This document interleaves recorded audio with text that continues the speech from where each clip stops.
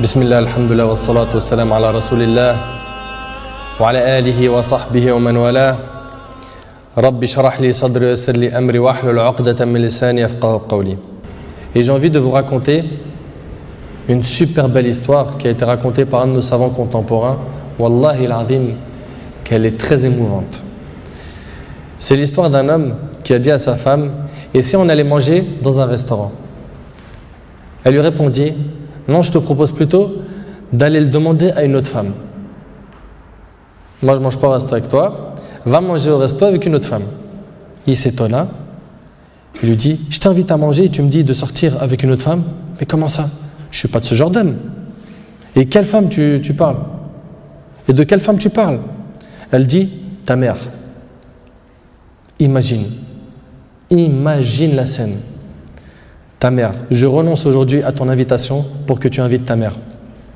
Ça fait longtemps que tu ne l'as pas invitée à manger ou à se promener, sors donc avec ta maman. Il lui a dit qu'Allah te récompense. Et il a tout de suite appelé sa mère et lui a dit: maman, prépare-toi, je vais venir te chercher en voiture et on ira manger et se promener ensemble.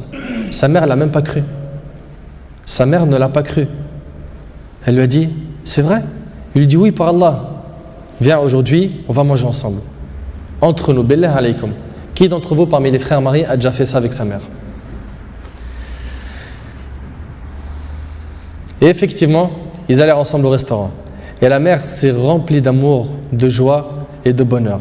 Pour elle, c'était un beau rêve. Peu lui importe la nourriture ou l'endroit où elle était, c'est-à-dire même manger par terre ou sur le trottoir ou dans la rue, le plus important, c'est qu'elle était avec son fils et que son fils était bienfaisant envers elle. Et qu'il ne l'a pas oublié, qu'il ne l'a pas négligé en s'occupant de sa femme et de ses enfants, et elle passa un jour avec lui qui était l'un des meilleurs jours de sa vie.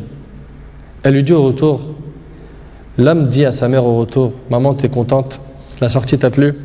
Elle dit: oui, wallahi, c'était masha'Allah. Elle dit: oui, qu'Allah te récompense.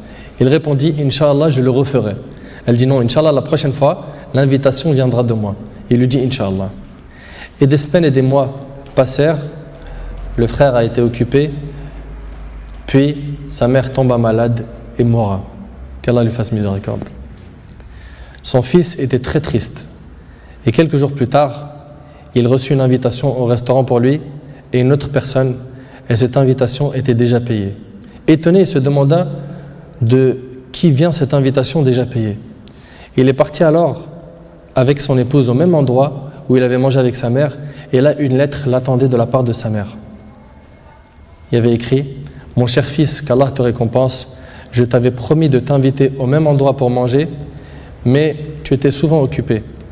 Et maintenant je tiens ma promesse et je t'invite avec ta chère épouse, et je t'invite avec ta chère épouse, qu'Allah vous récompense.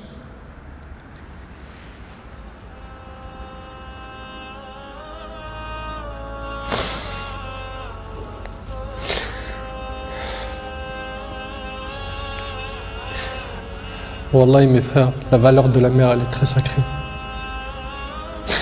Faut pas la mettre en colère.